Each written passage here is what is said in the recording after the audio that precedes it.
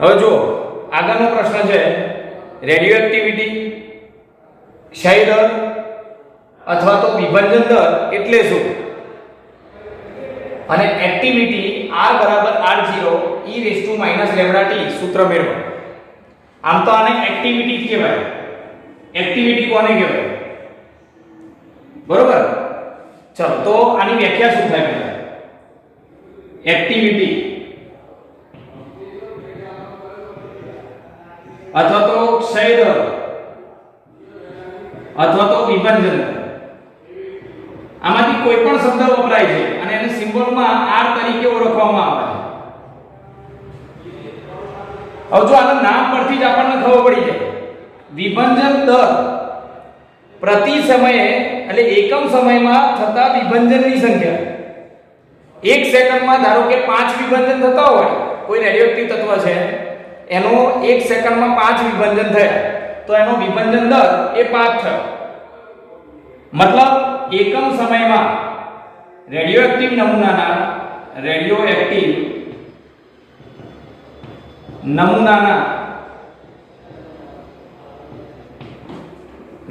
નમૂનો એટલે એમાં યુરેનિયમ આવે, પોલોનિયમ આવે, થોડિયમ આવા તત્વો આવે.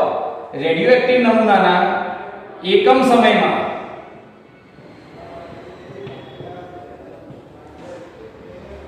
સમયમાં થતા વિભંજનને એક્ટિવિટી R કહે છે. રેડિયોએક્ટિવ નમૂનામાં એકમ સમયમાં થતા વિભંજનને એક્ટિવિટી R કહે છે. તો એક્ટિવિટી R ને કેવી રીતે લખાય જુઓ તો આની વ્યાખ્યા પરથી dN/dt. એકમ સમયમાં થતું વિભંજન અથવા એકમ સમયમાં વિભંજન પામતા ન્યુક્લિયસની સંખ્યા એને એક્ટિવિટી કહેવાય. પણ આપણે આને કેવી રીતે લખતા હતા યાદ કરો. આગળ હમણાં જ સાબિત કર્યું હતું આગળના વિડિયોમાં. આને લખાય -λ * n. એક્ટિવિટી કોને કહીએ છીએ આપણે? એકમ સમયમાં થતું વિભંજન એને એક્ટિવિટી કહેવાય. અને dN/dt નું શું કહેતા હતા આપણે? એ આગળના વિડિયોમાં જોયું હતું -λ * n. એકમ સમયમાં વિભંજન પામતા ન્યુક્લિયસની સંખ્યા એ અવિભજિત ન્યુક્લિયસની સંખ્યાના સમપ્રમાણમાં હોય છે. ચલે છે કાઢી નાખો અને અહીંયા આપણે લેમ્ડા લખતા હતા અને પછી ઋણ નિશાની કેમ? કારણ કે એક સમય સાથે અવિભજિત ન્યુક્લિયસની સંખ્યા ઘટે છે. હવે જો અહીંયા આપણે શું કરીશું? n ની કિંમત મૂકીશું. જ્યાં n બરાબર શું સૂત્ર હતું? n બરાબર n0 e λt. આ કિંમત છે ને તમે અહીંયા મૂકી દો. ત્યાં ના મૂકો તો અહીંયા મૂકી દો. બંનેમાંથી ગમે તે જગ્યાએ. તો તમારે એક્ટિવિટીનું સૂત્ર બને n0 અહીંયા આની જગ્યાએ હું કિંમત મૂકું છું n ની કિંમત. તો માઈનસ આગળ લેમ્ડા છે -λ n ની કિંમત n0 e λt. અને આને આ n0 છે એટલે આને r0 કહેવાય. આને કહી શકાય r0 e λt. કેમ r0 કહેવાય? જો -λ * n તો એને r કહેવાય. આ t સમયની સંખ્યા છે. t સમયની અવિભજિત ન્યુક્લિયસની સંખ્યા એટલે એ t સમયની એક્ટિવિટી થઈ. તો પછી આ λ * n0 આવું હોય તો આ પ્રારંભિક ન્યુક્લિયસની સંખ્યા છે. રેડિયોએક્ટિવ તત્વના 0 સમયના અવિભજિત ન્યુક્લિયસની સંખ્યા છે. તો સામે એક્ટિવિટી પણ પ્રારંભિક જ થાય. એટલે આની જગ્યાએ તમારે શું લખાય? r0. એટલે હું અહીં નીચે લખી દઉં જ્યાં r0 એટલે -λ * n0. આ પ્રારંભિક એક્ટિવિટી થઈ.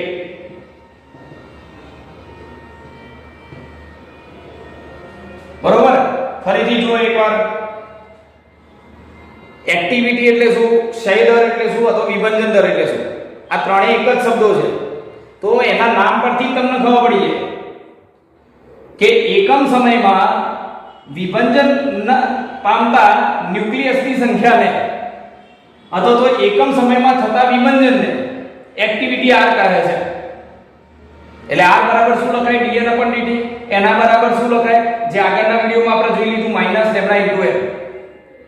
હવે જો કોઈ પણ સમયે અવિભાજિત ન્યુક્લિયસની સંખ્યા કેટલી ચરઘાતાંકીય નિયમ પરથી તો ચરઘાતાંકીય નિયમ પરથી આ સૂત્ર શું આવતું n n0 e−λt આ કિંમત અહીંયા મૂકી દો અહીંયા ના મૂકો ને અહીંયા મૂકીને વિકલન કરો ને n ની કિંમત અહીંયા મૂકીને વિકલન કરો તો પણ આ જ જવાબ આવે હવે જો લેમ્ડા n તો r લખાય તો લેમ્ડા n0 એની જગ્યાએ r0 લખાય મતલબ આ પ્રારંભિક એક્ટિવિટી છે તો આ જે સમીકરણ છે સમીકરણ 1 એ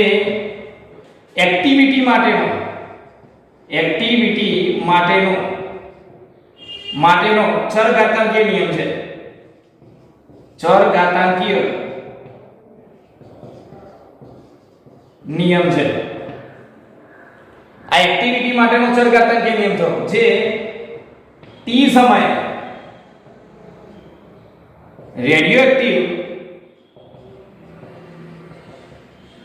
નમૂનાની એક્ટિવિટી દર્શાવે છે અથવા આપે છે કોઈ પણ સમયે કોઈ નમૂનાની એક્ટિવિટી કેટલી છે એ તમને આ સૂત્ર આપશે t સમય અહીંયા મૂકો એની એક્ટિવિટી તમને મળી જાય કે જે તે સમયે એક્ટિવિટી કેટલી મતલબ પ્રતિ સેકન્ડે કેટલા વિભંજન થતા હશે એ સમય એ તમે અહીંયા મેળવી શકો બરોબર આટલું લખો એટલે આ પ્રશ્ન પૂરો થાય અને છેલ્લે એક્ટિવિટીનો એકમ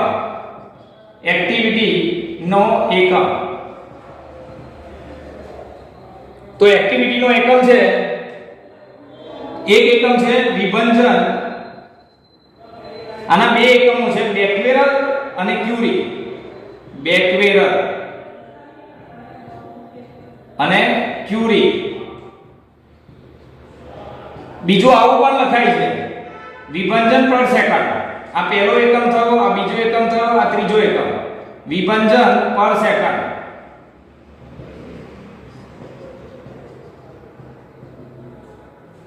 એટલે એક્ટિવિટીના એકમો છે આને તમે એક્ટિવિટીનો એકમ લખો ને તમને જો તો આનો સંખ્યા તો કોઈ એકમ હોય નહીં અને ક્ષય નિયતાંકનો એકમ તો સેકન્ડ ઇન્વર્સ એટલે 1 સેકન્ડ ઉપર લખવું હોય તો વિભંજન પર સેકન્ડ અહીંયા જો વિભંજન પર સેકન્ડ બીજા બે વૈજ્ઞાનિકોના યાદમાં એક્ટિવિટીના એકમો છે બેકવેરર અને ક્યુરી બરોબર